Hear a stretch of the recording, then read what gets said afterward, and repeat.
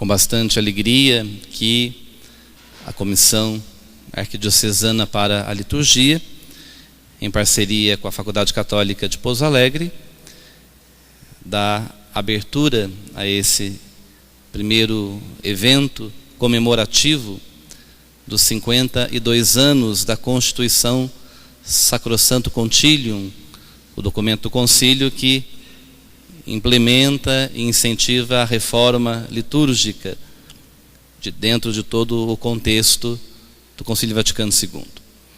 E para conduzir essa nossa comemoração e reflexão, é com alegria que nós acolhemos em nosso meio o Padre Joaquim Cavalcante. O Padre Joaquim possui doutorado em Teologia pela Gregoriana de Roma e também mestrado em Liturgia.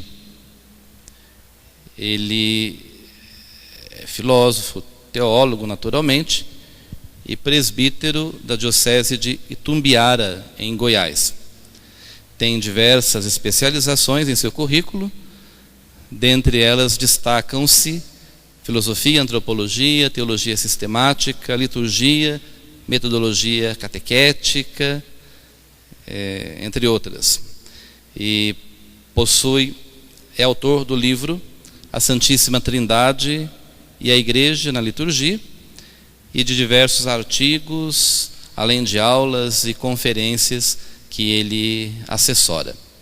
Então é com grande satisfação que nós vamos acolher o Padre Joaquim Cavalcante e passar a ele a palavra para nos ajudar na reflexão desta noite. Bem-vindo, Padre Joaquim. Vamos acolhê-lo com alegria.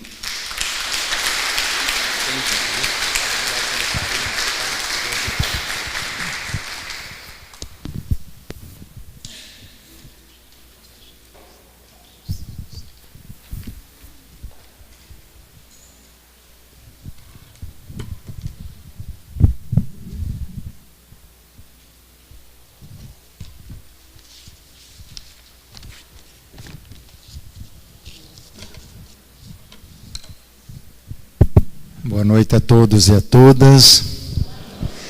Eu peço permissão para usar este espaço aqui, porque eu prefiro deixar aquele lá para os mais importantes, sabe?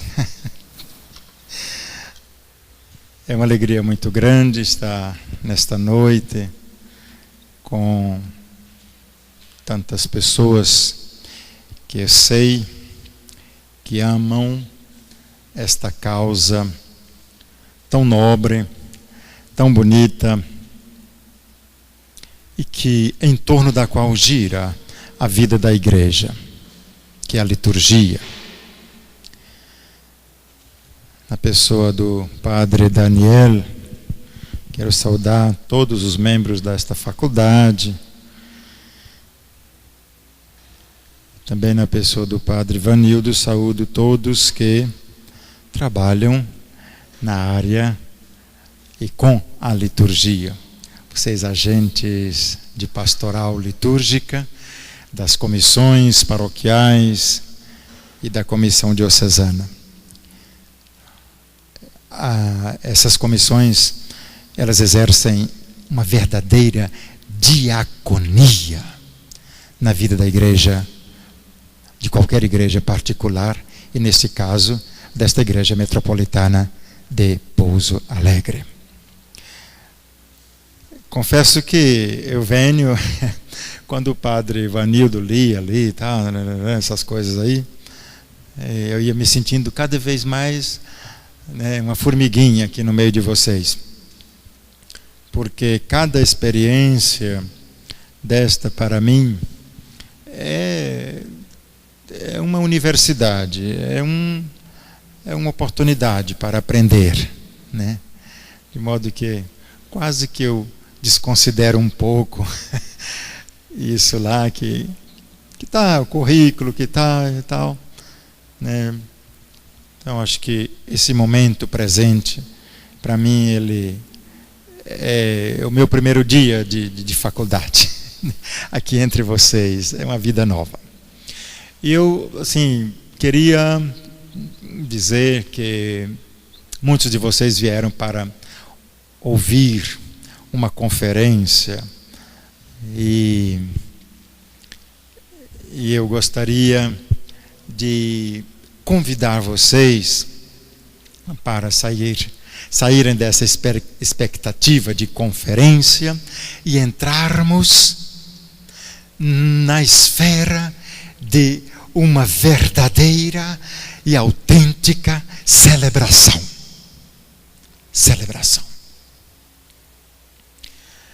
Então, os acontecimentos notáveis na vida da igreja devem ser sempre celebrados, para que não caiam no esquecimento.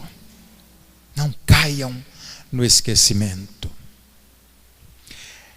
Eu compreendo e quero ver esse nosso encontro aqui, como eu já disse, mais que uma conferência. Eu estou sentindo e quero vê-lo como a continuação daquela solene celebração do dia 11 de outubro de 1962,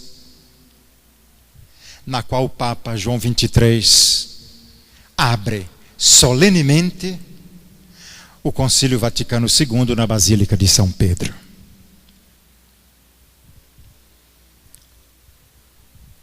Aquela celebração não terminou ali. Tal celebração se estendeu até o dia 4 de dezembro de 1963, com a aprovação do primeiro documento do concílio, que é a Constituição sobre a Sagrada Liturgia. Então, hoje é aniversário. Hoje é aniversário da Sacrosanto Concílio. Hoje é festa. A festa continua. O concílio não terminou. O concílio foi encerrado para ser continuado. Nós estamos aqui como continuadores e continuadoras do Concílio Vaticano II.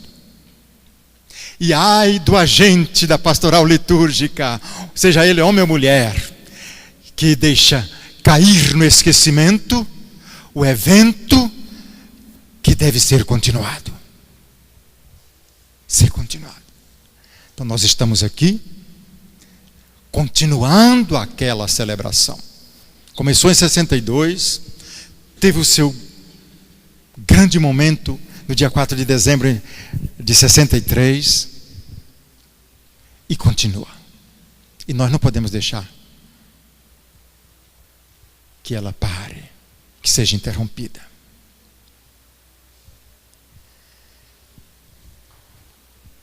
Podemos perguntar: por que estamos aqui?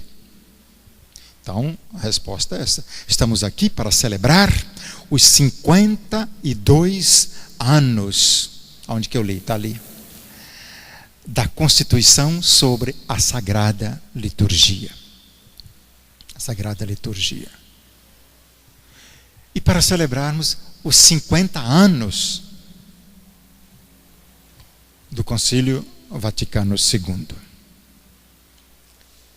Conclusão do Concílio Vaticano II.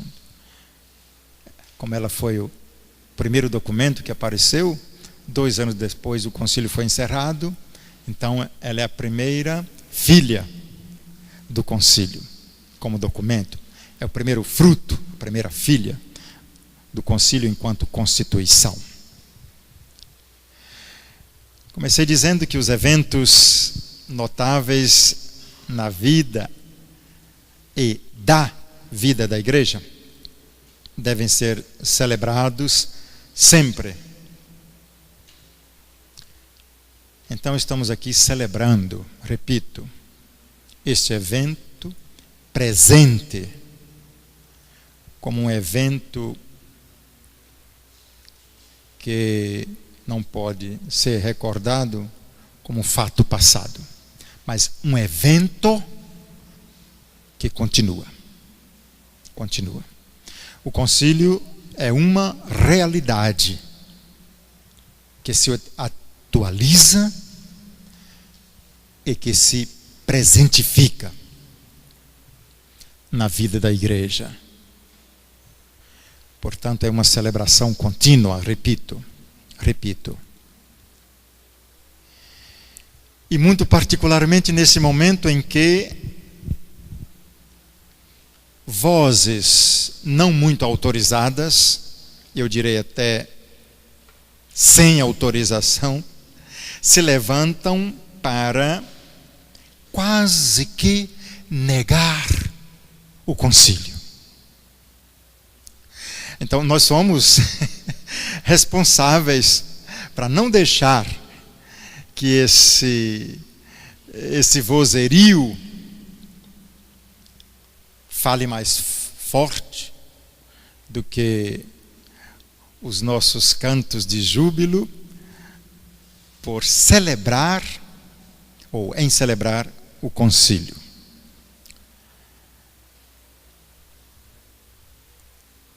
Eu compreendo o concílio como um misto de Kyrie eleison com Gloria in excelsis Deo. Foi precedido por muitas tensões, momentos de dores, dificuldades, tensões transformadas em vitórias, dores transformadas em alegrias, tristezas transformadas em júbilo. Portanto, tem esse misto. Eu me lembro quando fui, permitam-me dizer a vocês alguma coisa assim particular da minha vida, mas eu fiquei muito impressionado quando eu fui entrevistar um dos grandes professores de Santo Anselmo, Neuhaus, já com seus 95 anos. Ele era monge da abadia de Marialach, na Alemanha. E era um dos 2 sobreviventes dos 4 fundadores de Santo Anselmo. Que os fundadores de Santo Anselmo foram Marsili, Salvatore Marsili, todos nós bebemos de Marsili, alguma coisa. Pinelli, Nossan e Neuhaus. Eu sou da última turma de Nossan. André Nossan. Mas não foi por causa da minha prova não, viu? Fiz a prova final com ele, na semana seguinte ele morreu. Participei do funeral dele.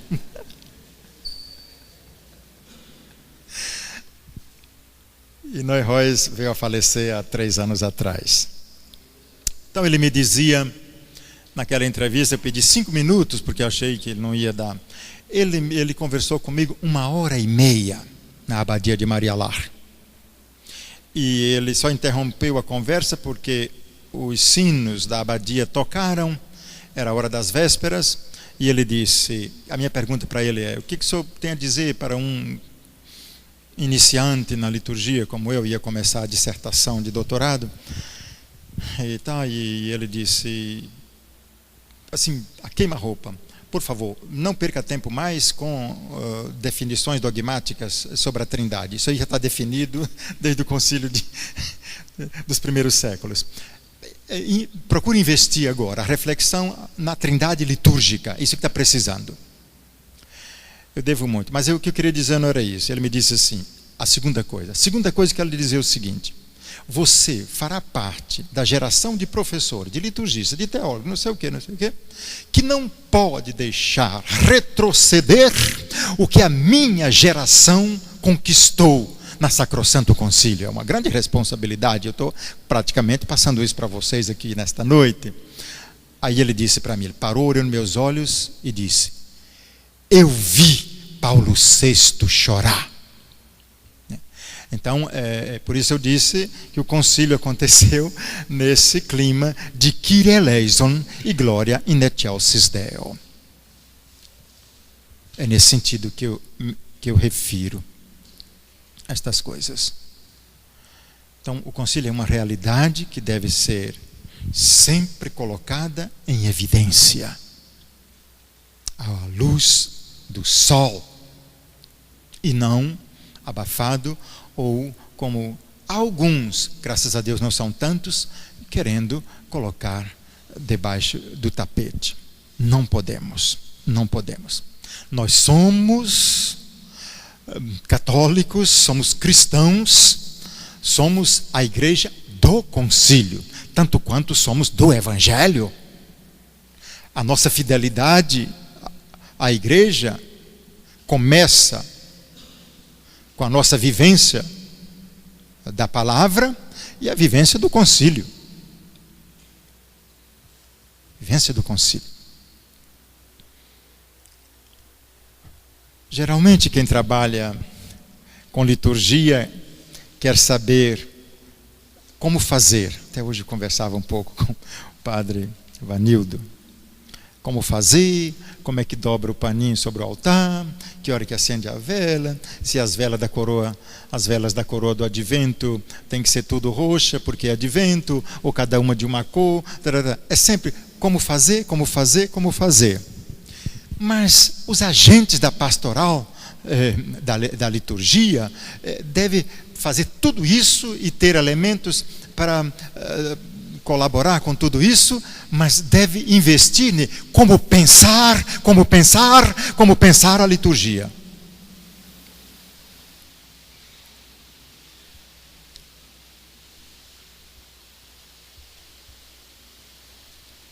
E para pensar a liturgia, eu queria dizer o seguinte, que a pergunta é sempre aquela: como fazer isso, como fazer aquilo? E eu costumo dizer, o fazer celebrativo deve ser precedido pelos princípios teológicos e pelo referencial histórico da liturgia. Sem pensar ou sem conhecer os princípios teológicos e referenciais da liturgia, nós podemos fazer muitas coisas, mas podemos fazê-las sem fundamento. Quando eu falo princípio, eu estou falando de arquétipos, de elementos fontais da liturgia, basilares da liturgia. Isso é fundamental. Se nós nos preocupamos só com o fazer por fazer, ou para fazer bonito e tal, nós começamos a fazer imitando. Viu na televisão, então eu faço aqui porque na televisão fez assim. Viu não sei aonde, eu também fez assim porque fez assim. Mas por que você está fazendo isso? Só porque você viu? E se ele estiver fazendo errado? Você está reproduzindo um erro? Então, repito, não podemos ter pressa em fazer sem antes ter posse do saber. Por que fazemos? E isso que nos dá realmente o princípio teológico da liturgia e o princípio histórico da liturgia. Para vocês não ficarem chateados comigo, então já vou um pouco adiantando que, para mim, um dos princípios da liturgia está justamente em Filipenses 2:11. Filipenses 2:11. É muito claro esse princípio que é dado pela palavra, pela carta aos Filipenses. Deixa bem claro que o princípio da liturgia é Cristo. Cristo, Cristo.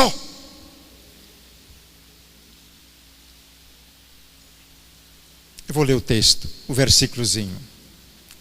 É muito simples, diz assim: é para a glória de Deus Pai que toda língua proclame que Jesus Cristo é o Senhor. Jesus Cristo é o Senhor. Pois bem, o concílio definiu que a finalidade da liturgia são duas. A finalidade são duas. Primeira, glorificar a Deus. Olha aqui, eu vou fazer isso aqui, esse sinal, só para a gente entender esse gesto. Então, na dimensão vertical e na direção horizontal. Glorificar a Deus e santificar o gênero humano. As duas grandes finalidades da liturgia. Quando a carta aos Filipenses diz que é para a glória de Deus Pai que toda língua proclame que Jesus Cristo é o Senhor, então, o destinatário da liturgia, antes de tudo, aqui eu vou falar uma coisa, estou com medo de chocar. Obrigado, Padre, muito obrigado. Não precisa chocar e nem ficar escandalizado, não. Mas quero dizer uma coisa aqui, que é meu dever, antes de tudo, é meu dever. Que Jesus Cristo não é o destinatário da liturgia. Não vamos nos assustar com isso. O destinatário último da glória é Deus Pai.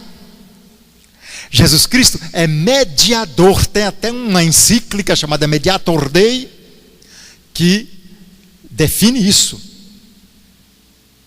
Jesus Cristo é o mediador por excelência. O destinatário é o Pai.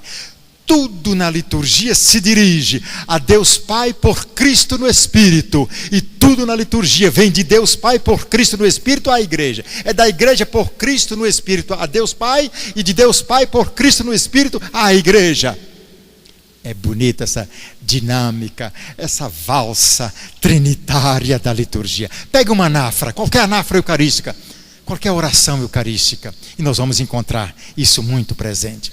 Toda a anáfora é dirigida a Deus Pai, por Cristo na ação do Espírito. E quem pede na anáfora é a igreja. É a igreja que suplica ao Pai. Então, com toda razão, a carta aos Filipenses diz: é para a glória de Deus Pai que toda língua proclame, agora traduzindo em nossas palavras, é para glorificar a Deus, como para ser fiel à palavra do concílio, o ensinamento do concílio, para glorificar a Deus, que toda liturgia proclame que Jesus Cristo é a centralidade dela. Jesus Cristo é o Senhor porque é o centro dela. Jesus Cristo é o Senhor porque é o mediador dela. Jesus Cristo é o Senhor porque é o regente da liturgia por excelência. Está alto demais? Eu esqueci de falar. Quando eu exagerar, vocês rezem daí e façam assim, que eu entendo que está exagerando. Os meus alunos na faculdade já sabem disso, sabe? Faz assim. Não se assustem, não sou doido, não mordo, não bato, só que tem uns... Eu falo que sou ligeiramente exagerado, meus alunos falam que sou exageradíssimo, eu falo que sou só ligeiramente exagerado. Então já previno, não se assustem, não me levem a mal, não sou louco, não. Eu sou apaixonado por duas coisas: o reino e a liturgia. Aí paixão às vezes faz a gente ficar um pouco assim. Mas não se preocupe, não se preocupem. Então é por isso, esse é um dos fundamentos. É o primeiríssimo fundamento da liturgia. Jesus Cristo. Dela ele é o mediador. Tudo se dá. Olha que beleza, a gente tem que ir para a liturgia, quando a igreja diz que a liturgia verdadeira, a celebração, é a verdadeira escola de formação, é o verdadeiro curso de liturgia. A celebração litúrgica, não é essa fala minha aqui não, é a celebração litúrgica, e tem um pedacinho da celebração litúrgica da anáfora, dentro da celebração litúrgica, que a gente escuta sempre e quase não entende. Para saber que ele é a centralidade, o fulcro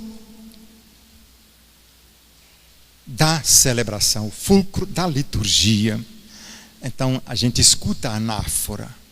Quando nós concluímos a oração eucarística, dizemos: por Cristo, com Cristo e que tudo se dá nele, por ele e com ele. Com ele. Ao Pai. Aí diz: a ti, Deus Pai, por Cristo no Espírito. No Espírito. Então, essa dimensão bonita da liturgia. É para a glória de Deus Pai. Aí você vai me dizer: não, mas eu vim com tantos grilos para cá, se usa flor de plástico ou flor natural. Eu queria fazer a pergunta, sim, vamos perguntar também lá na frente, mas não sem os fundamentos, sem os princípios da liturgia. Sem os princípios da liturgia. Claro que se tiver alguém aí usando flor de plástico no altar, vocês me falam que eu quero dar uma tunda nele antes de sair daqui. Já no dia que cheguei. Mas eu sei que não tem, então não vai ter tunda nenhuma. Pronto. Não tem. Né? Então Jesus Cristo, repito, é o princípio, é o mediador, é o regente da liturgia. Ele é o princípio de tudo. É nele, por ele e na ação do Espírito que sobe a nossa glorificação a Deus Pai. E de Deus, repito, vem as bênçãos e a santificação para todo o gênero humano, para todos nós. Eu falava o princípio, Jesus Cristo, busquei a fundamentação bíblica e a história da liturgia. Eu falei que tem que saber também a importância os princípios históricos da liturgia. A liturgia não nasceu na nossa comunidade, a liturgia não nasceu com o concílio, a liturgia não nasceu na América Latina, a liturgia não nasceu a liturgia nasceu com a igreja. Com a igreja. Acho muito bonito que na ceia, na última ceia, Jesus, sabendo tudo o que ia acontecer, ele institui oficialmente a celebração da Eucaristia. Fazei isto em minha memória. Se a igreja deixar de celebrar, meu irmão, se a igreja deixar de celebrar, minha irmã, a igreja pode publicar um decreto dizendo: eu me tornei acéfala, eu perdi a memória, eu não faço mais memória do mistério pascal do meu Senhor, do meu esposo amado Jesus Cristo. Sou acéfala, sai gritando pelas ruas de Pouso Alegre.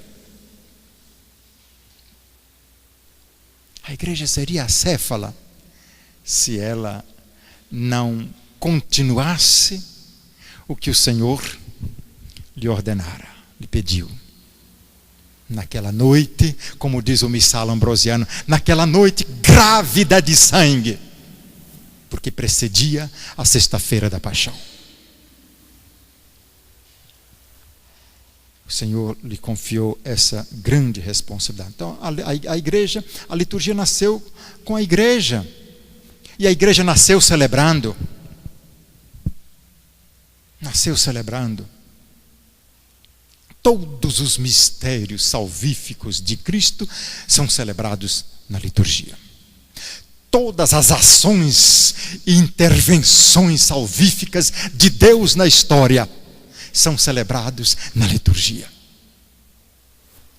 Então nós não podemos deixar. Não podemos deixar. A encarnação do Verbo, a anunciação do anjo, a paixão e morte, a instituição da Eucaristia, a crucifixão, a ressurreição, a ascensão ao céu, a descida do Espírito Santo. Todos esses mistérios salvíficos de Deus. Ai de nós, igreja, se deixarmos de celebrar. Então, decretemos que somos acéfalos. perdemos o memorial da fé, o referencial da fé, que é a celebração. É a celebração.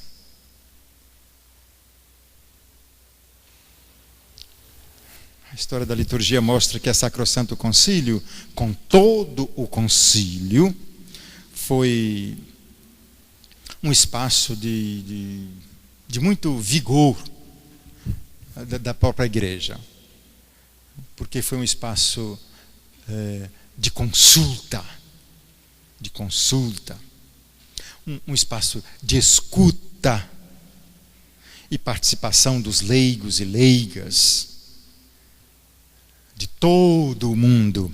Eu ouvia ontem, falava ali com algumas pessoas, vocês estão em preparação para a Assembleia Diocesana. O concílio aconteceu mais ou menos nesse contexto. Vocês me falaram, fizeram 4 encontros de estudo, folhetos e não sei o quê. O concílio veio precedido também por esse movimento belíssimo de preparação. Não, onde as pessoas falavam, opinavam. Já amanhã, talvez, ou hoje ainda, não sei se posso lá entrar, os movimentos que precederam o concílio, entre eles o mais marcante, o movimento litúrgico. Mas tinha também o movimento bíblico, um movimento teológico, que pedia, a igreja precisa ver certas coisas que estão paradas, que precisam ser pensadas. Que beleza.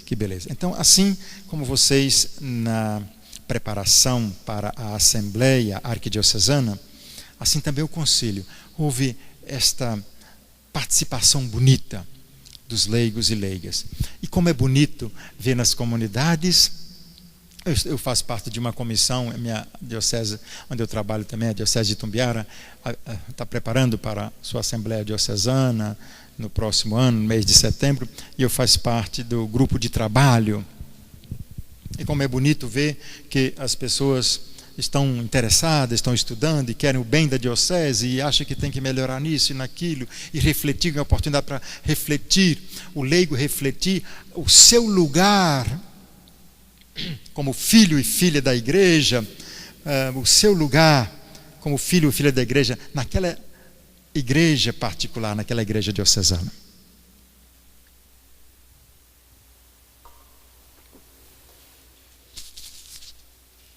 É uma coisa fantástica que eu acho, e ajuda tanto, como a gente aprende, como a gente cresce, como a gente se enriquece nesse sentido. Então, com o concílio não foi diferente. Essa participação intensa dos leigos. Por isso eu costumo dizer que o concílio foi um lugar teológico de escuta de tudo aquilo que o Espírito diz à igreja, para ser fiel à palavra do livro do Apocalipse, capítulo 2. E assim também como a Assembleia Diocesana, desculpa se eu entro nesse, porque eu me situei aqui ao chegar, que está acontecendo isso, essa preparação bonita. É uma oportunidade, é um lugar, a Assembleia Diocesana não é só um encontro de representantes de tantas paróquias que vêm de lá e de cá com seus párocos e tanta gente.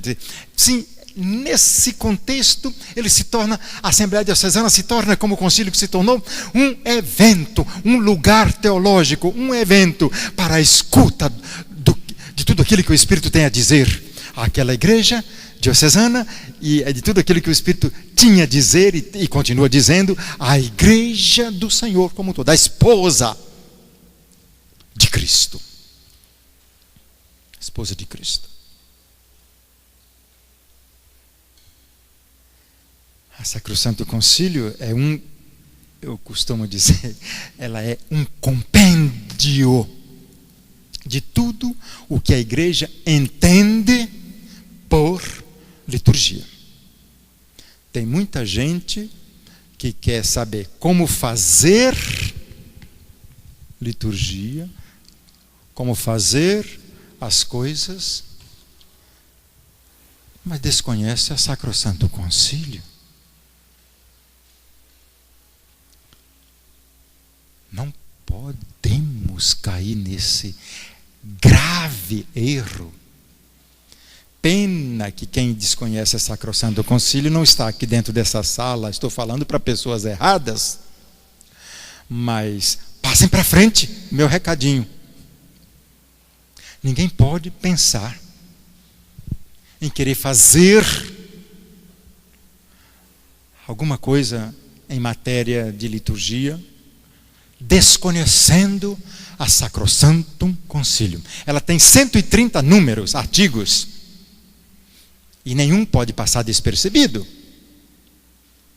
E hoje é aniversário dela, devemos fazer, assim como teve o pacto das catacumbas, tem pacto do diabo, pacto não sei de quê, nós temos que fazer um pacto amoroso de tornar conhecida a Sacrosantum Concilium. O pacto das catacumbas, que um grupo de bispos fez durante o concílio, muito bonito, fantástico, chora e ri também, e tem uns que levam muito a sério isso aí. Mas também tem pacto de todo tamanho por aí afora, que não compensa nem dizer.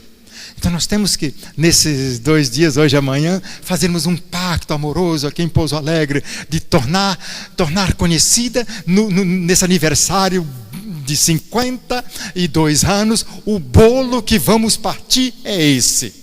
A responsabilidade de torná-la viva no meio das nossas comunidades paroquiais, eclesiais e nos institutos de academia teológica. Eu fico feliz por estar falando dentro de um espaço acadêmico. A Faculdade Católica de Pouso Alegre, porque aqui tem que ser, na minha opinião, ainda que humilde, pobre e sem querer estar intrometendo, mas sempre a academia teológica tem que ser o espaço irradiador da voz dos ensinamentos do Concílio Vaticano II. Então não é da Igreja Católica, se não é assim. Eu não vou dizer isso dentro da Ubra, em Itumbiara, porque é luterana, padre. Não vou dizer, padre Daniel, não vou dizer, padre Evanildo. Mas aqui eu tenho coragem de dizer. E diante de vocês tão bonitos e cheirosos como eu estou vendo.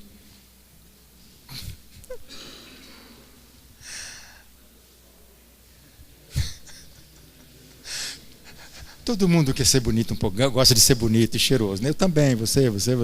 Tá bom, estou falando a verdade, véio, não tem ninguém. Sim, repito, estou dentro desse espaço.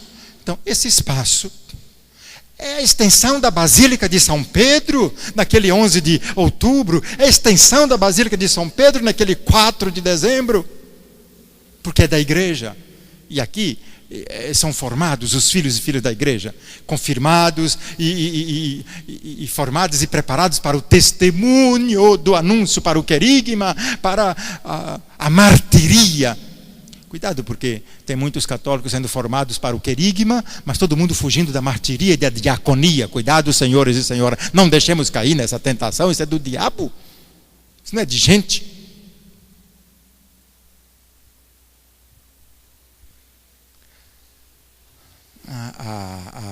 O anúncio, o querigma, ele implica, ele pede diaconia e martiria.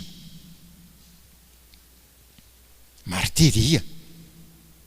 Se não uma bela fantasia, Jesus Cristo é o Senhor para a glória de Deus Pai. Olha lá que coisa bonita. E fica por isso aí mesmo. Não senhor, não senhora. Tem martírio e tem diaconia na igreja. Não nos esqueçamos disso.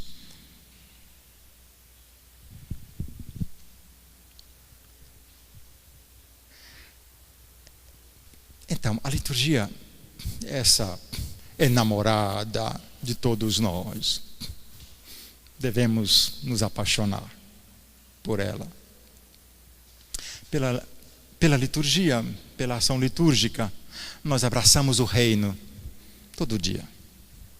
Abraçamos o reino. Sentimos o sabor do reino. Saboreamos o reino. E vamos assim nos impregnando pelos mistérios do reino. Do reino. A vida da igreja é marcada e sustentada pela liturgia. Marcada e sustentada pela liturgia. Assim deve ser também a vida de cada fiel, de cada cristão. Marcada e alimentada pela liturgia. O que seria de nós se não celebrássemos?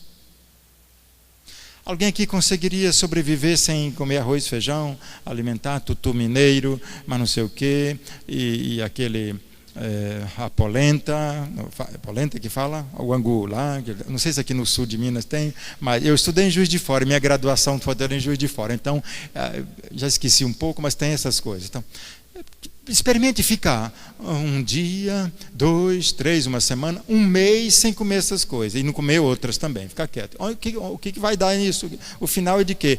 Um belíssimo funeral que nós vamos ter. Celebração de Ezequias. Com isso eu estou dizendo que quem não se alimenta, morre. Quando eu era seminarista, um velho bispo passou pelo seminário e falando para nós do valor da Eucaristia, ele disse: meu filho, quem não se alimenta não pode caminhar longas distâncias. Meus filhos, quem não se alimenta não pode caminhar longas distâncias. Assim também, a oração, a Eucaristia, quem não participa, quem não se alimenta dela, não tem vida espiritual. Não tem vida espiritual, não tem vida apostólica nenhuma. Então o cristão vive da palavra e da Eucaristia. Esse é o alimento basilar da nossa fé, da nossa vida. Porque é daí que nós temos a força para darmos o testemunho e para anunciarmos as maravilhas de Deus. Aí eu disse assim, que a vida de um cristão, a vida de um católico, começa com uma liturgia. Estou falando do católico fiel, não estou falando de esses que começa, vai até o meio-dia, aí meio-dia para tarde já está não sei aonde, já não é mais católico, à noite já é outra coisa. Eu estou falando de fiel. De fiel. Gostando ou não da cara do padre, gostando ou não da cara daquele colega da paróquia ou daquela pastoral, ele está lá firme, firme, firme. Pode passar o céu e a terra, mas ele está firme.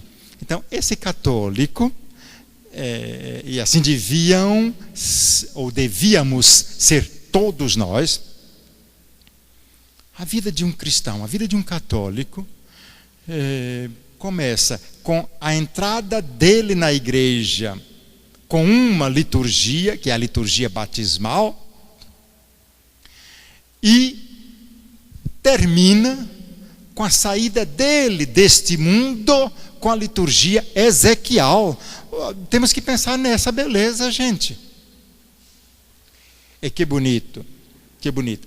Nas exéquias de pessoas idosas, da comunidade onde eu sou pároco, da paróquia onde eu sou pároco, de pessoas que deram esse testemunho bonito, a vida toda, geração, e que hoje às vezes os netos, os filhos não estão muito nada semelhante. Eu costumo dizer sempre, né? Aqui está o maior legado que essa pessoa deixa, essa Dona Maria deixa, o seu Antônio deixa, esse aqui, o legado da fidelidade à fé, à igreja, ao reino, à comunidade. Eu ando meio saturado de um tipo de católico palha de folha de bananeira. O vento deu para ali, já foi para acolá. Agora o vento é de sul para o norte, dá para cá também. O vento parou, também parou. Esse tipo de faz mal. Faz mal.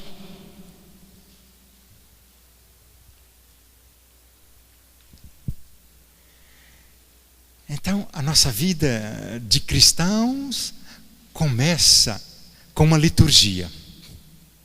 E neste mundo, ela termina com uma liturgia.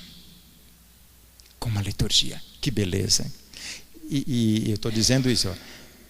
Batismo, Eucaristia, crisma. Quem casou recebeu o sacramento do matrimônio. Quando caiu, quando foi tentado e caiu, e quer levantar, recebeu o sacramento da força e da reconciliação, que é a confissão. Na hora, antes de fechar os olhos, que coisa bonita, eu me emociono quando eu vou atender os doentes nas UTIs dos hospitais, nas casas, aquele que está lá que não tem mais ninguém, e que ninguém mais pode fazer por ele, ou aqueles que às vezes nem tem família, está lá numa UTI, de vez em quando passa uma enfermeira, uma injeção nele, um outro negócio, ele não está mais, e às vezes o único olhar que ele tem e o último sorriso que ele recebe é da igreja, na pessoa desse pobre padre, ou daquele outro, ou daquele outro, ou daquele outro. Debruça sobre ele como mãe, para ungí-lo.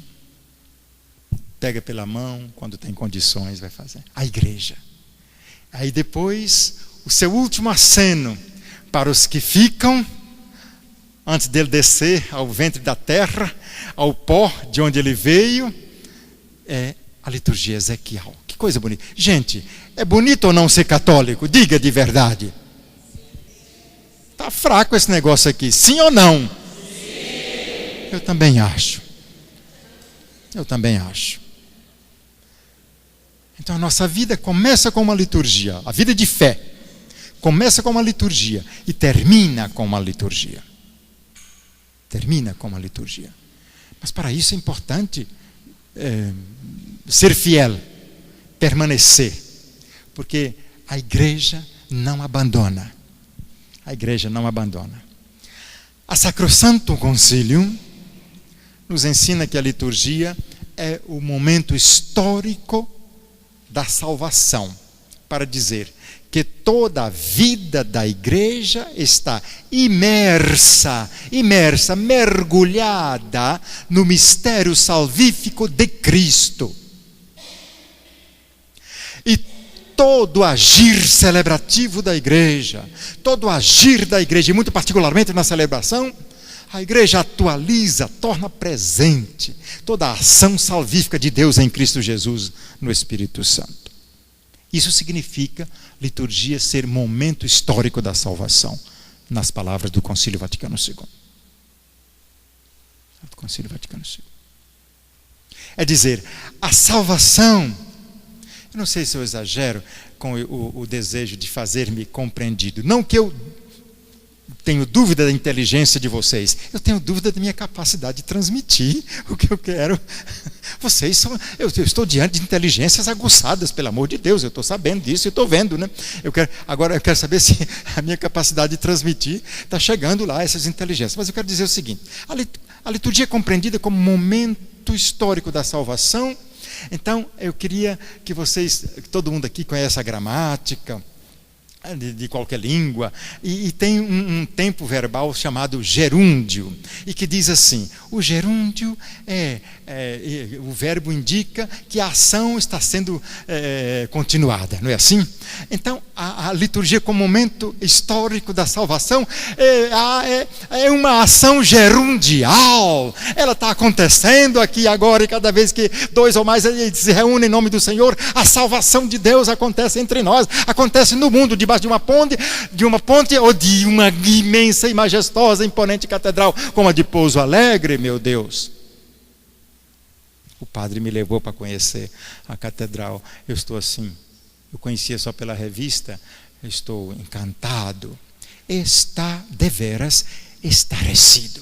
Que beleza, que esplendor, que irradia a fé de gerações que nos precederam. Não é como alguns pensam, é ostentação, é não sei o que. Não. É o testemunho de fé, o marco da fé dos que nos precederam no batismo e que aqui viveram. Então, por que estou dizendo isso? É porque eu disse que a liturgia é uma ação gerundial na celebração, naquela comunidade de periferia ou rural, debaixo daquela árvore. Gente, eu já celebrei a Eucaristia tantas vezes debaixo de árvore, debaixo de ponte, debaixo de barraco, de sombra de trator, mas não sei o quê. E não é diferente da liturgia quando eu celebro na matriz ou na catedral ou não sei onde. É sempre a ação de Deus se presentificando no meio da humanidade, no meio da comunidade, na nossa vida. E assim por diante. É Deus salvando. Salvando. Então, irmãos, aqui eu quero dizer uma coisa. Eu disse, a Sacrosanto Concílio é o primeiro documento do Concílio Vaticano II. Por que ela tem esse nome? É bom lembrar. É porque a primeira frase que vem no documento, e normalmente um concílio sempre foi escrito tudo em latim, os documentos oficiais da igreja, para não ter... Por quê? Porque a língua latina não tem mais alteração. É o que é. O que está escrito lá é daquele jeito, né? Então, ela começa com essa frase, né, dizendo: o Sagrado Concílio, o Sacrosanto Concílio, e aí vem, define, ensina que, Por isso que ela tem esse nome. A Lumen Gentium, por que tem esse nome? Porque dizem Jesus Cristo, a luz dos povos, e por aí afora. Nas traduções, às vezes a coisa altera, mas sempre o sentido é esse. Então, Sacrosanto Concílio. Então, a Sacrosanto Concílio não pode ser compreendida sem a Lumen Gentium, que é outro documento do concílio, é outra constituição. São 4 as constituições conciliares, né? 4. Vamos lá? Sacrosanto Concílio, repitam. Bom, agora vocês sabem o resto, sabem quais são as constituições, né? Lumen, Gaudium et Spes e Dei Verbo. Essas são as 4 constituições do concílio. Os outros são decretos, são documentos, mas constituições são essas. São essas. Então, e essa aí, da liturgia, exatamente. Constituição sobre a sagrada liturgia.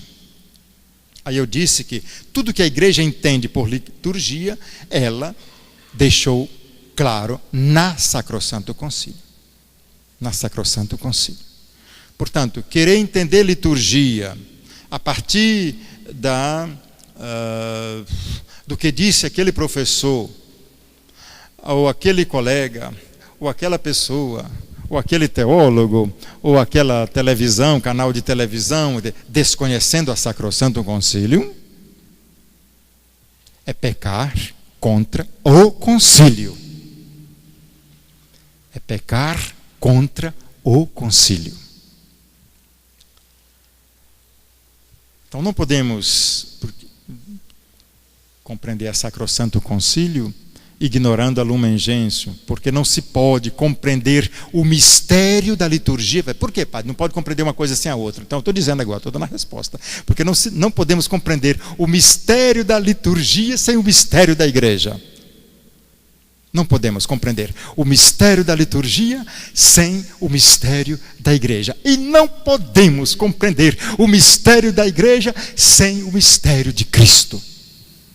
Sem o mistério de Cristo.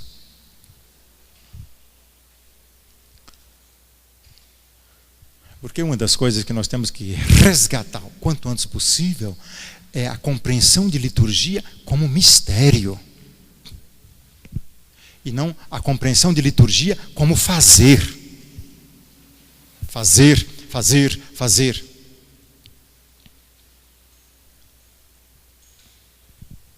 Nós não somos fazedores.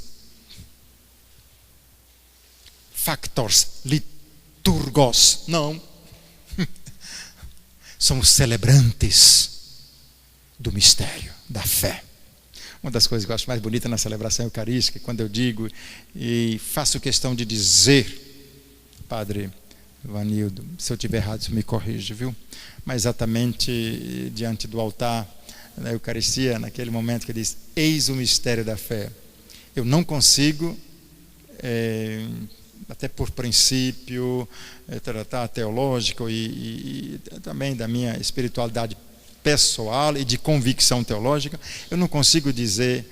Às vezes eu fico meio até constrangido quando estou celebrando e aí algum colega diz: eis o mistério da fé está aqui. Mas é muito reducionismo o mistério da fé, só em uma patena e num cálice, é pouquíssimo. O mistério da fé se derrama, está aqui a Assembleia Litúrgica, a igreja é mistério da fé, Cristo, a presença sacramental de Cristo na sua igreja. Não existe igreja, corpo, a igreja, o que é a igreja? É o corpo de Cristo. Não é isso? Então, como é que pode ter corpo vivo sem cabeça e cabeça viva sem corpo? Me diga. Então eu gosto, por convicção pessoal, de dizer isso, e com os alunos do 4º ano de teologia eu trabalho muito isso, para não cair nesse reducionismo de altar ou de patena. Eis o mistério da fé. Não. Eis o mistério da fé. Porque a igreja, a Assembleia também é mistério da fé. É mistério da fé. Um só corpo. Um só corpo. O corpo de Cristo, sob as espécies de pão e de vinho, é fracionado, é distribuído para que aqueles que o recebem tornem na ação do Espírito um só corpo e um só Espírito. Da cabeça que é Cristo. Da cabeça que é Cristo. Acho isso fantástico. E as nossas orações eucarísticas nos ensinam isso. A oração eucarística terceira já diz isso.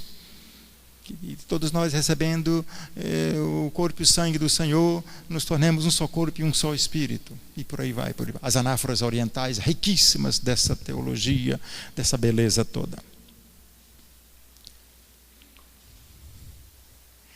Eu estou terminando aqui, depois nós vamos dar um tempinho, banheirinho, cafezinho, conversinha, e tatatá, e enfim. Quem me perguntar alguma coisa hoje, como fazer, eu vou fazer uma outra pergunta. O que diz o número tal da Sacrosanto Concílio?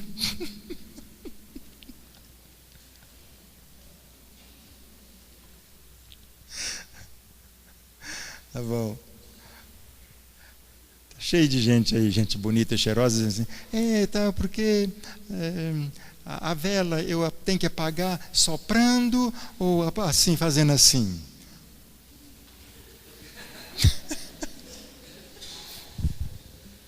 Não, nós já passamos dessa fase, tenho certeza. Os agentes da pastoral litúrgica da igreja metropolitana de Pouso Alegre todos já passaram dessa fase, todos.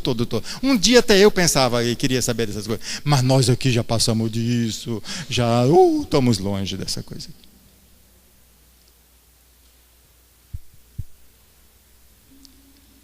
Olha, não fiquem inibidos, não. Depois vocês podem perguntar. Só que eu gosto de ficar instigando. Depois tem, cada um tem, né? Cada um tem o seu caminho. Mas é que quando eu estou exagerando essas coisas, é para não dizer, não podemos reduzir o que é liturgia nessas coisas. Essas coisas fazem parte da liturgia. Não existe liturgia sem símbolos, sem palavras, sem gestos, sem sons, sem cantos, tá. Tudo isso são espaço, mas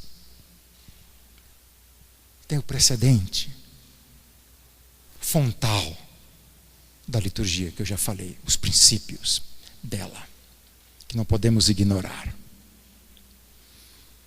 Então, eu estava dizendo, não podemos compreender a liturgia, a Sacrosanto Concílio sem a Lumen Gentium, sem o mistério da liturgia, o mistério da igreja, o mistério de Cristo. E não podemos compreender o mistério de Cristo fora do mistério trinitário, que é o mistério de Deus em si mesmo. Em si mesmo. Então, Aí nós vamos chegar num ponto muito certo. Se tiver um tempinho, até amanhã à tarde, vou ver se eu consigo colocar uma coisinha que é exatamente a liturgia como opus trinitatis, a liturgia como obra da Trindade. A Trindade. Não existe uma igreja celebrando sozinha por aí. Não. Mas também não existe uma trindade celebrando sem a igreja. Não existe. Vocês já viram o Pai, o Filho e o Espírito Santo celebrando ali ao redor da mesa? Celebrando o quê?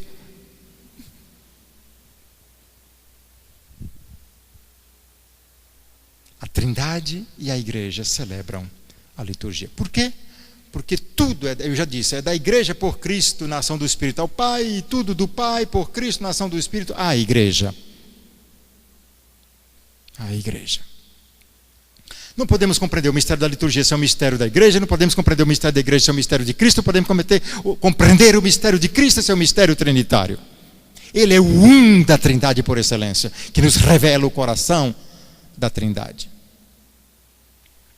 Queira Deus, amanhã a gente possa, quem sabe, falar um pouquinho sobre isso aqui. Todo o agir da igreja gira em torno do mistério de Cristo, enquanto Ele é o um da Trindade, nos introduzindo, remetendo, conduzindo para o coração do mistério. Coração do mistério. Pelas Paulinas tem um livro, quando a Asli fez, tem que entrar para a Asli, viu? Quando a Asli celebrou 25 anos, 20 ou 25 anos, agora não me lembro, foi inclusive aqui em Mariana, Dom Geraldo estava, o arcebispo Mariana estava. Então nós publicamos um livro chamado assim, o Padre Valeriano, ele é o coordenador. Nós somos uns 10 que escrevemos lá. O nome desse livro está Pelas Paulinas, capa vermelha e tal. Eu gosto muito dele porque tem muitas falas, tem muitos textos, cada um fala uma coisa bonita nessa dimensão. Mas o título é Liturgia, Peregrinação ao Coração do Mistério. Ao coração do mistério. Então, a celebração litúrgica, o nosso agir litúrgico, a nossa pastoral litúrgica deve ser sempre um peregrinar, um instruir para o coração do mistério. Uma vez que a liturgia não pode ser compreendida senão como mistério. Mistério. Como é triste, meus irmãos e irmãs, uma celebração pautada, centrada, preparada, só com a preocupação como fazer. O senhor sabe o que é. Como é triste.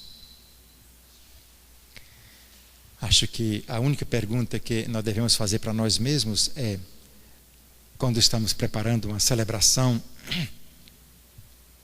aquela com as crianças, com os jovens, ou com aquele grupo de casais, ou com aquele movimento, ou a celebração dominical da comunidade, enfim, onde entra o verbo fazer, é exatamente quando nós devemos perguntar o que devemos, como devemos preparar essa celebração para fazer com que os que dela vão participar façam a experiência do mistério. Aí é diferente, senhores, é diferente, senhoras. E muito diferente. A nossa preocupação deve ser essa. Às vezes, eu vou falar uma bobagem aqui, vocês vão até rir na minha cara. Às vezes aquele jeito singelo, segura para mim, por gentileza, esse microfone. Aquele jeito singelo de acender a vela com uma ritualidade tão densa, interior. Quem vai acender aquela vela? Ele está movido por uma ritualidade interior tão grande. Ele se coloca tanto naquilo que ele contagia toda a assembleia, porque a linguagem esse rito, esse gesto, é uma das formas do mistério se comunicar, irradiar e nos falar. Os gestos constituem, por excelência, a linguagem do mistério. Por favor. Estou dando um exemplo. Então, a vela. Eu vou fazer duas coisas. Desculpe fazer isso aqui. Umas coisas que estão sendo gravadas. Mas é preciso.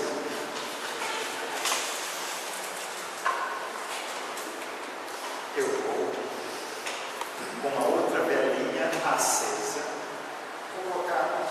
Tem que ser assim para todo mundo. Estou dando um exemplo de diferenças. Pode ser.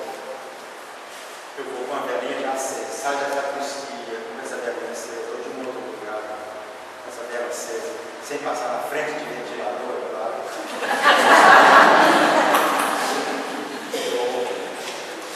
Normalmente, uma comunidade iniciada na liturgia até acompanha esse rito convocado. Canta aí para mim, a nós descer divina luz.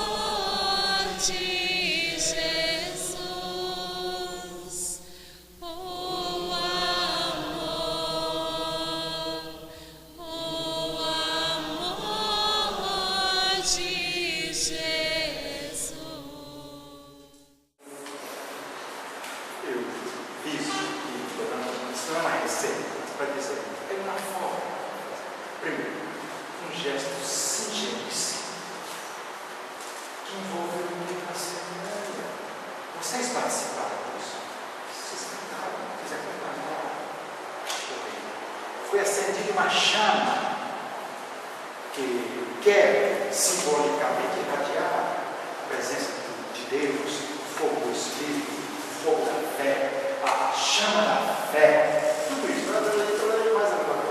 E toda a assembleia foi envolvida, acompanhou aquela velinha acesa e aquela pessoa, ou pode ser uma criança, ou uma velhinha, uma senhora idosa, a avó sua, ou não sei de quê, o outro, um jovem, que foi lá e acendeu. Agora, nós explicamos, mas pelo amor de Deus, não é exemplo, pode ser transmitido. Agora, o outro vai lá. E alguém tem um fósforo aí, não é? Mas aqui eu falei de fósforo agora. E eu estou com a caixa de fósforo. Com cada um de vocês que quiserem, eu vou lá. Sabá.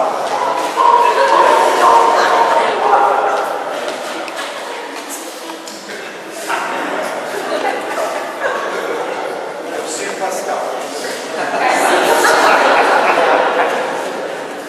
No mínimo, vocês esse último exemplo não contribui para a oração de ninguém, mas puder contribuir para as velas risadas que estavam no fundo, dentro daquela pessoa pulando, se tiver que saia, também pula, saia, se tiver que falar, cai, pula e cai. Vamos parar? É claro que dá risada, todo mundo, até eu também, comigo, você vai, não sei se porque ele está dizendo que não é por aí. Não é por aí. A liturgia pede ritualidade. A ação litúrgica pede ritualidade. Ritualidade não é ritualismo. Ritualidade é você fazer as coisas deixando que a sua ação, o seu gesto, irradie o mistério do qual você está impregnado. Isso é ritualidade. Senão nós somos mecânicos, robôs da liturgia. Tem muita liturgia robótica por aí, viu? Muita liturgia robótica. Não podemos entrar nessa dimensão. Então, todo o agir da igreja, repito, gira em torno do mistério de Cristo, que é por excelência o revelador do mistério de Deus, o mistério trinitário.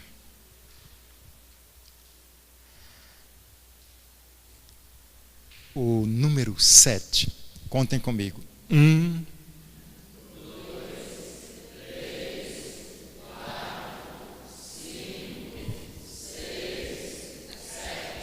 7. Da Sacrosanto Concílio.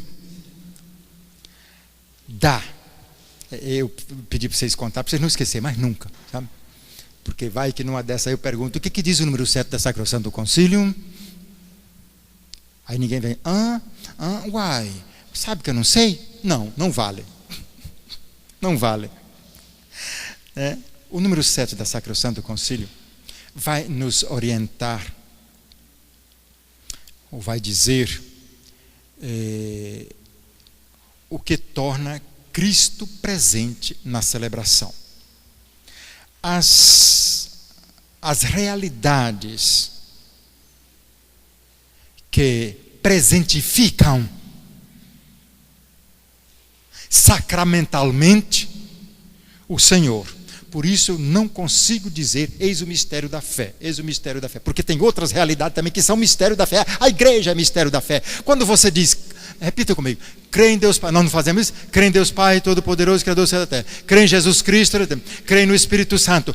E o que nós dizemos? O Niceno Constantinopolitano. O que nós dizemos? Creio na igreja una, santa, católica e apostólica. Sim ou não? Então, a igreja é tão mistério da fé quanto o Pai, Filho e Espírito Santo. É o quarto artigo da fé. Então não posso reduzir só sobre as espécies da Eucaristia.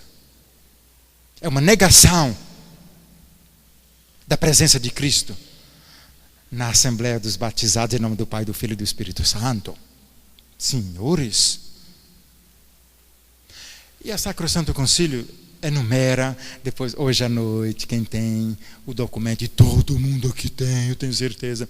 Então, vai no número 7. Dever para casa. Amanhã eu vou ficar na porta, onde é que vai ser? Aqui de novo? Não. É aqui? Não. Vou ficar na porta com o microfone na mão. O que diz o número 7 da Sacrosanto? Me dá 3 significados. Me diga. Outro lá. E mais. Né? Ela diz assim, é bonito isso aqui.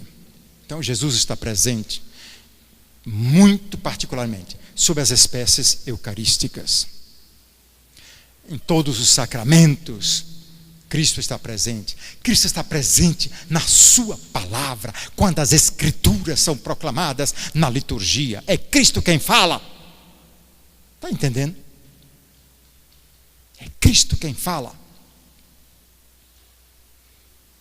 Quando a igreja ora, a assembleia litúrgica está lá para quê? Para orar.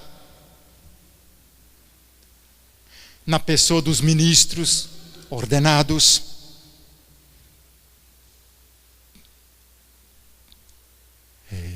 presença sacramental de Cristo, cabeça do seu corpo, que é a igreja, naquela assembleia que está ali. Uma vez eu participei de uma missa, uma celebração, eu era seminarista, quase perdi a vocação e a fé, Um padre, numa grande metrópole do Brasil, de uma arquidiocese, o padre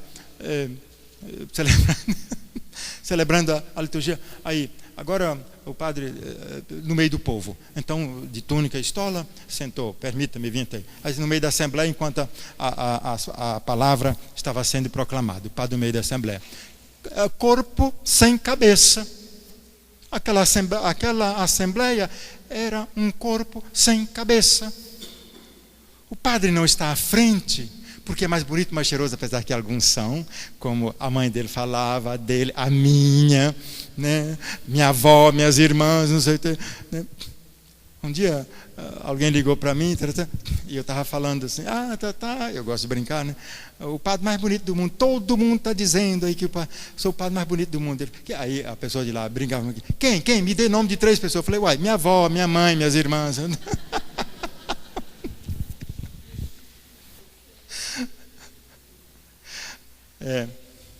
Então, não é porque é mais bonito, mais cheiroso que fica na frente, é porque é sinal, é presença sacramental. Aí eu vou dizer para vocês algo muito mais audacioso. Presença real, sacramental de Cristo. Temos que gritar. Temos que estar imbuído dessa verdade. O concílio disse isso.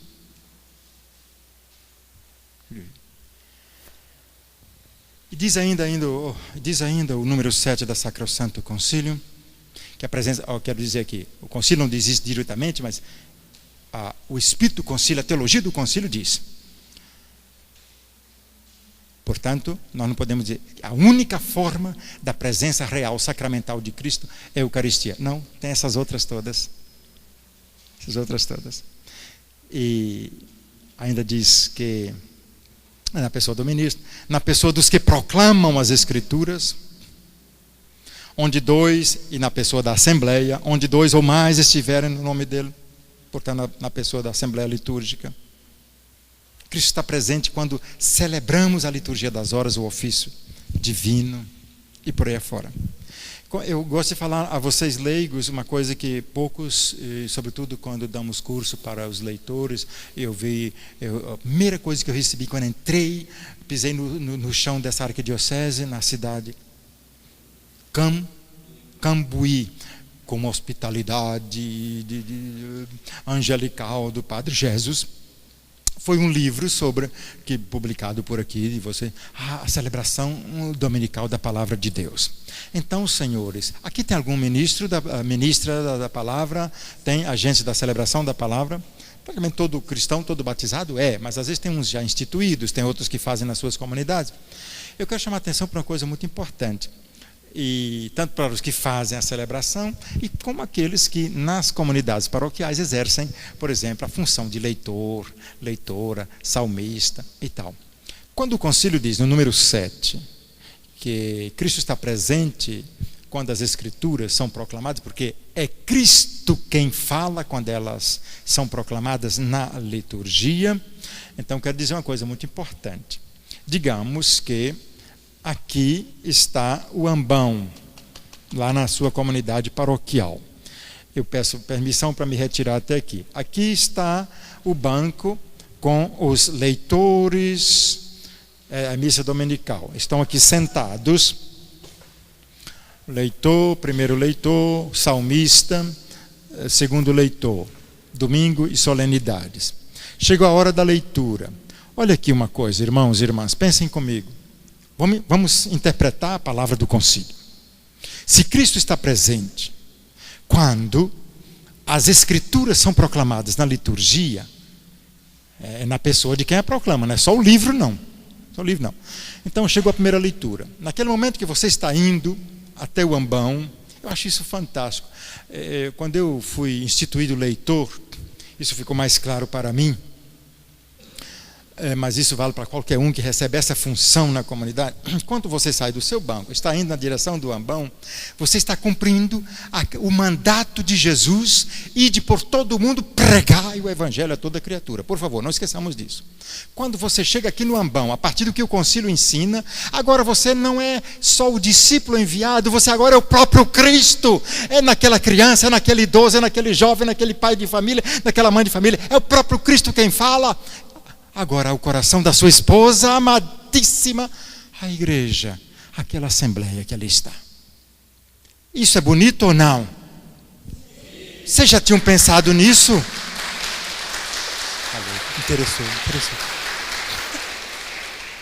Interessou. É a nossa fé, gente. É o nosso ministério. Quem já proclamou a palavra de Deus aqui na liturgia dominical? Quem? Levante a mão aí. Alguma vez na vida? Uma vez, ou duas, ou três. Olha o tanto de gente. Você já tinha pensado nisso? Que quando você saiu do seu banco e veio até aqui. Quem já cantou o salmo na liturgia? Tem algum salmista aqui? Você já tinha pensado nisso? Que quando você vem de lá para cá, você está cumprindo aquele mandato. Mateus capítulo 28, 19 a 20. Ide por todo mundo pregar o evangelho a toda criatura. Chegou aqui, leitura da carta de São Paulo aos Romanos. Ou então o Salmo 28, né? Salmista. O Senhor é meu pastor, nada me pode faltar. Vocês. O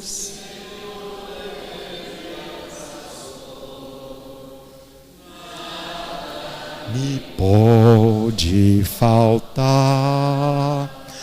Por favor, salmistas, não se ofendam comigo. Tem gente que pega um simples refrão desse, com uma melodia tão simples como essa, que quando Deus criou o mundo, todo mundo já cantava esse salmo. Quando minha avó nasceu, também sabia disso. E tem uns por aí, e uns fulaninhos, e umas fulaninhas, diga que eu falei, que eles pegam uma coisa simples, que favorece imensamente a participação da Assembleia, aí eles chegam aqui e dizem assim: o Senhor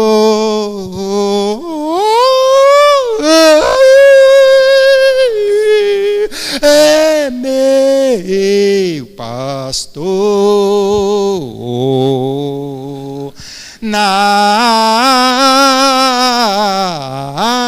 Não grava isso, pelo amor de Deus, porque estou exagerando, porque isso acontece em canais de televisão desse Brasil, terra de Santa Cruz abençoada. Por favor, isso depõe contra o Brasil de Santa Cruz. Por que eu estou fazendo isso? Fiz as duas coisas. Acendi a vela mostrando as duas coisas. Cantei o refrão do salmo, que eu nem tenho voz para isso, mas foi lá. Para dar o seguinte exemplo do que favorece. Se tiver uma palavra, assim, resume para mim o que o Concílio Vaticano, em uma palavra, o que o Concílio pede. Eu diria aqui, repitam comigo agora. Eu vou falar uma vez, vocês repitam. Participação. Ativa. Frutuosa. Isso é o que o Concílio pede. E por que uns fulaninhos e umas fulaninhas por aí chegam aqui pavaroticamente dando o refrão de salmo para ninguém acompanhar? Me diga. Esse pavarotismo que entrou na liturgia, no ministério dos salmistas, isso tem que ser corrigido, Senhor. Me ajudem, pelo amor de Deus. Estou falando para a gente da pastoral litúrgica. Eu não suporto mais, então vou infartar nesse Brasil antes da hora.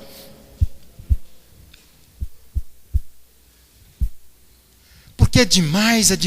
Fez no canal de televisão não sei aonde, agora também tem que fazer aqui na minha comunidade, porque eu vi lá, aí vai inventar, aí veio, fica na ponta do pé, e quanto mais, Pavarotti, mas não sei o quê. Mas isso não é, isso impede a participação, isso vai contra o concílio. Sabe, padres, sabe, irmãos, sabe, irmãs, são nessas pequenas coisas que nós deixamos de vivenciar o concílio. Quando deixamos de fazer, deixamos de celebrar dentro do espírito que o concílio pediu. Tá, então essas coisas todas, beleza toda. E porque a pessoa vai despida desse espírito, vamos dizer assim, teológico, que é a compreensão do concílio, do espírito bíblico. Eu sou agora enviado. Eu não sou só o Joaquim, eu sou agora o Joaquim discípulo que vai anunciar, proclamar a palavra. Agora, menos ainda eu sou o Joaquim, eu sou o Cristo que fala ao coração da sua amada esposa. Essa assembleia que está aqui. E se for a missa transmitida, melhor ainda por aí afora, quem estiver escutando. Então não posso fazê-lo de qualquer forma. Não posso fazer. Eu não tô, de vez em quando venho com essas perguntas. O senhor que é padre, só precisa falar, porque estão fazendo leitura assim, com roupa curta, com roupa comprida, com tomara que sobe, tomara que cai, não sei o quê. Aí fica lá, leitura da carta de São Paulo, quando é mulher. Leitura da carta de São Paulo. Uai, se é para que foi? Se é para tampar até aqui, então, porque não foi vestido. Fica lá pinicando coisa, puxando. Um dia um desceu, apontou até o meio aqui. Claro que uns riram, outros saíram da igreja para não ficar feito. Essas coisas aqui. Às vezes tem coisas que a gente pode, sem criar problemas, sem dar bronca, sem não sei. Na liturgia, uma das coisas que não podem faltar chama-se bom senso. Em vez de ficar falando como que der, o que não pode, o que pode, o que não pode. Bom senso. Usar o bom senso. Em muitas comunidades, inclusive naquela que eu trabalho, superamos esse problema porque tem uma veste própria para quem proclama. Não tem. Bom, quer ir com pouca roupa? Então não vai ter problema, porque lá vai ter uma roupa digna para você proclamar e ninguém sabe o que está por aí. Por que eu estou falando isso? Não é só por uma questão de pudor de lá, pudor de cá, pode, não pode. É para nós não cairmos na tentação de tirar a atenção das pessoas de Cristo para o Joaquim só. Aí se eu vou de uma forma que chama a atenção das pessoas para mim, então significa que a atenção delas não está em Cristo. E eu sou responsável por isso. Aí eu tenho que dizer, por minha culpa, minha máxima culpa. Coisas pequenas que podem ser corrigidas sem criar grandes problemas. Estão cansados? Estou terminando. Portanto, irmãos e irmãs,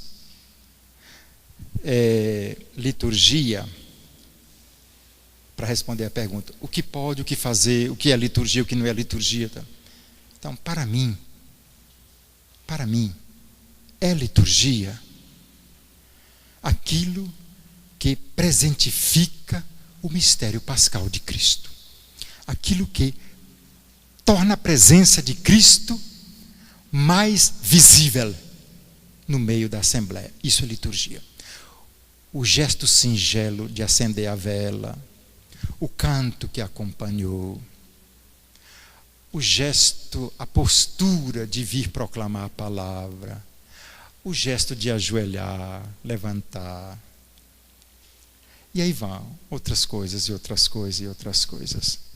Então, irradiou mais a presença de Cristo? Sim. Então, eis aí, liturgia. Porque é ele o fundamento da ação litúrgica. Não são as coisas que eu coloco lá dentro, mas é Cristo. As coisas que compõem a liturgia, os paramentos do padre, o altar e mais não sei o quê, é exatamente para expressar a dignidade e irradiar a santidade dessa presença. Agora, se eu coloco coisas, acabo carregando demais e tampando, abafando a presença de Cristo. É dessa forma que o nosso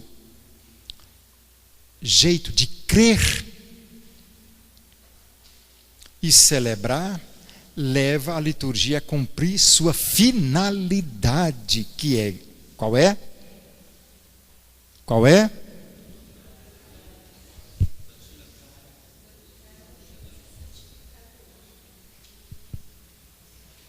Glorificar a Deus e santificar o homem. O gênero humano, não é verdade? Então, se a nossa celebração cumpre isso, então é liturgia. É liturgia.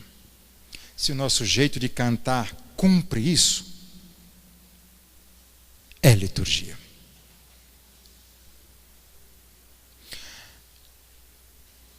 Aí você continua com a sua perguntinha lá dentro. Mas o que pode? O que pode? A resposta deve ser outra pergunta. É para glorificar a Deus? Sim. É para santificar o gênero humano? Sim. Então pode. Antes de você se preocupar simplesmente em responder uma dúvida, você tem que ter a preocupação de cumprir a finalidade da liturgia. Viu, meu irmão? Não fique chateado comigo, não, é só hoje e amanhã.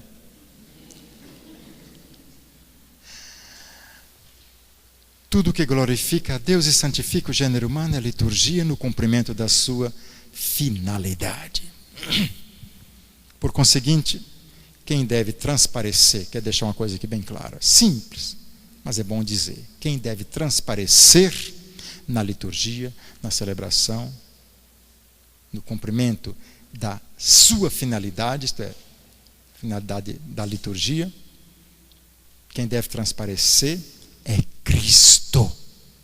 É Cristo. É Ele que deve aparecer e transparecer em todas as ações litúrgicas e rituais da celebração. Da celebração.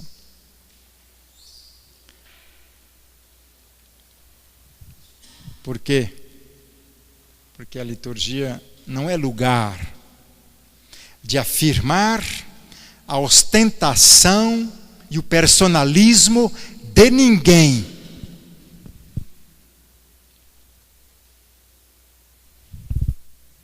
O verdadeiro astro da liturgia, o verdadeiro sol é Jesus Cristo. É Ele que deve brilhar. É Ele. Porque Ele que é o mediador, o regente dela.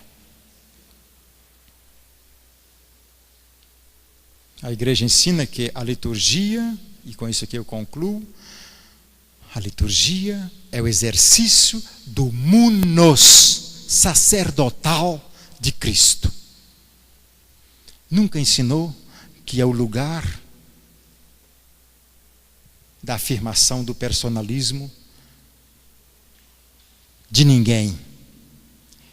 E nunca disse que a liturgia é lugar teológico para o brilho de todos os astros humanos. Também não. Nunca ensinou isso. Não tem nenhum concílio que diz isso. Então, repita comigo. A igreja ensina que a liturgia é o exercício do munus sacerdotal de Cristo.